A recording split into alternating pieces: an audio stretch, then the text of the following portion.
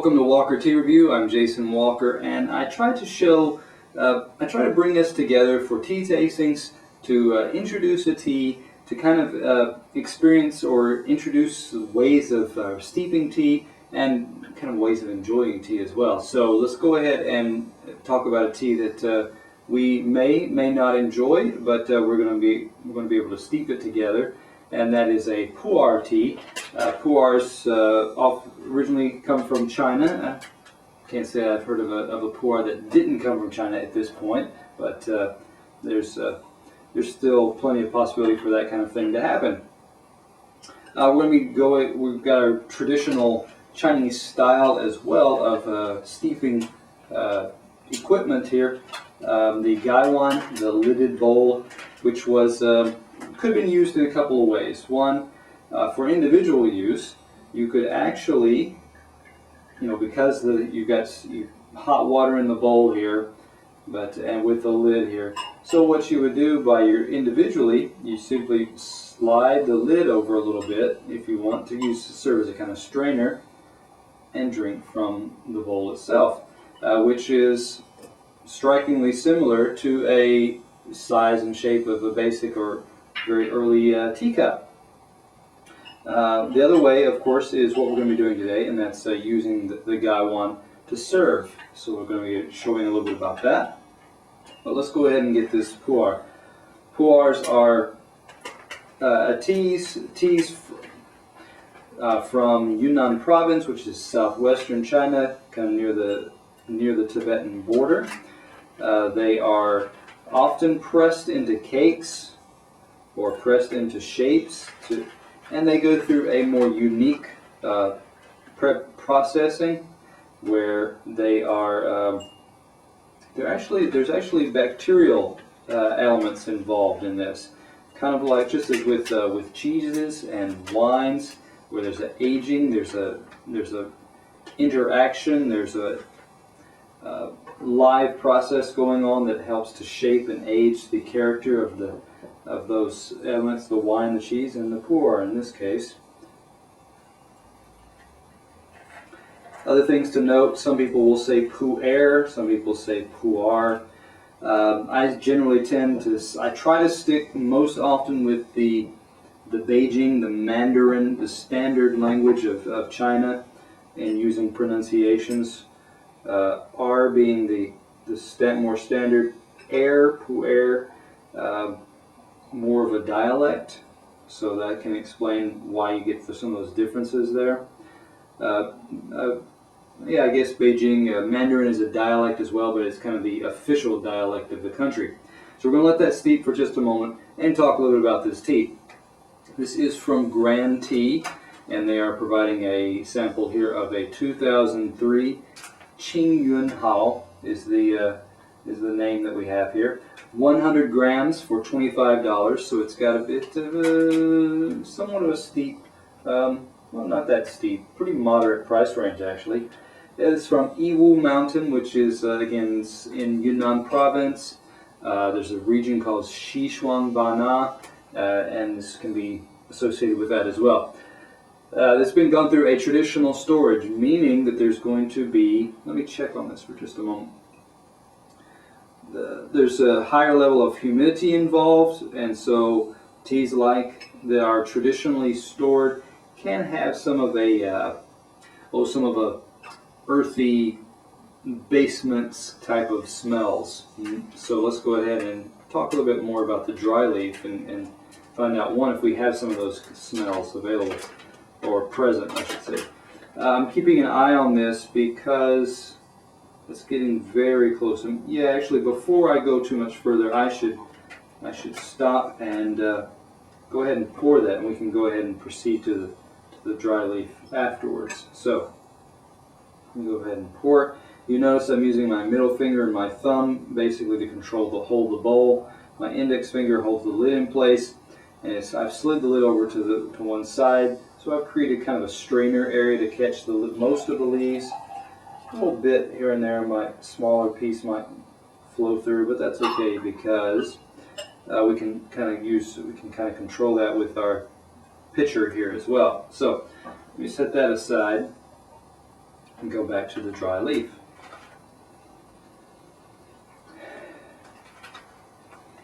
Traditional store, and yes, I am getting a lot of that kind of musty type of smell.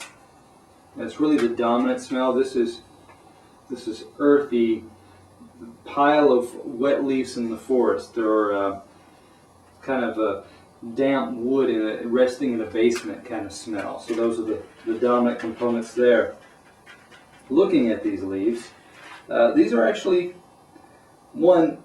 I wanted to guess that this came off of a cake, but these pieces, there's no indication that they are still pressed together. So this must have been steamed or something else done to, if it was a cake, to break it up consistently without having to use a knife or something to break the leaves apart. These are actually still fairly well intact. And they are dark, they're russet, kind of a gray seal brown, kind of a gray brown type of color. Fairly large size, I mean 2 inches or so as far as some of the longer ones. These look like larger size leaves. I'm not detecting right now. Well, here's a little bit of a tip there is present, so still some of that. But mostly large leaves. I cannot comment fully on the recipe that was involved in selecting leaves for this particular kind of pu'er, but a lot of teas in Yunnan province are associated with the Da Ye, the big leaf varietal of teas. So that kind of gives us a little bit of background about our dry leaf. Let's go ahead and talk some about our wet leaf. Have a look at that for just a moment. Still, the musty, earthy type smells are coming out. It's getting more into a damp, rotting tree stump, log in the forest kind of smell. This still very wet earth type of smell is going on here. Something slightly smoky in here as well, but not. I mean, and it's light. It's fainter, so that it's not something I could fully pick up on. It's just kind of warm coals, kind of smoky type smell, like a campfire going out maybe. So this, I'm getting a lot of outdoorsy type. Reminds me of camping smells here. Pulling out some leaves. This leaf actually feels pretty thin, pretty light. I mean, it feels fairly fragile. Here's a piece, again over 2 inches, more than 2 inches in length, fairly still wrapped up along the middle of the vein there. Yeah, here's an even longer leaf, 3-4 inches, so still crinkled up. I'm not going to unfurl that. I want to hold on to that as it is, just to kind of show it off. Consistent in color now. Still mostly that more consistent in color, I'll say. Most of that seal brown type color coming out. A little bit lighter here and there, but and some pretty long, like I said, those big leaves. Here's another 3 to 4 inch type size leaf. But having looked at that, looked at our leaves, not a strong amount of variety in leaf size. They're all fairly large leaves. They may have been broken a little bit, but they all were fairly similar in size in the beginning. Okay, our liquor could pass for a black tea fairly easily, but this one's, some of them can get more inky. I could perhaps, if I had used a little bit more steep time or a little bit more leaf, could have drawn out more. But still, in comparison, I mean, volume to volume, overall, this one is not as dark as some others that I've come across. Still very earthy type smells.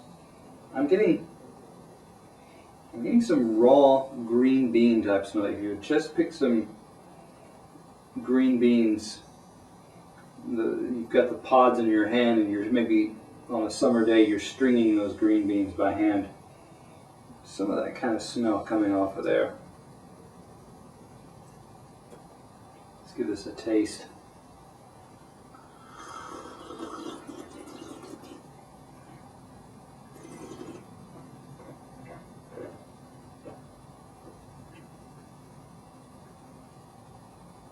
I'm gonna give it one more shot here.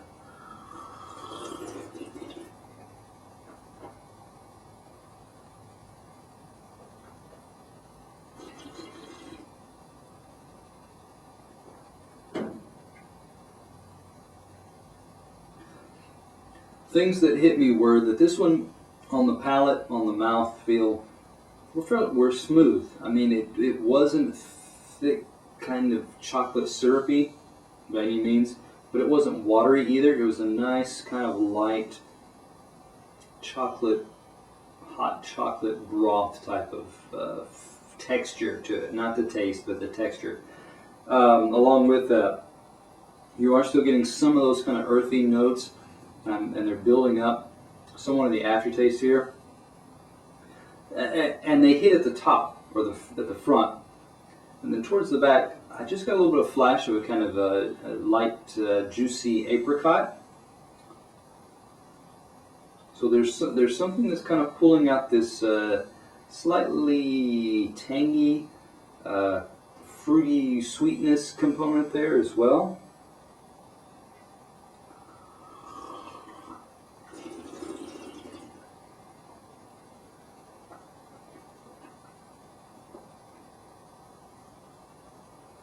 So yeah, you put this tea in your mouth, you swish it around a little bit, and you think, oh, I've just drunk squeezings from waterlogged wood.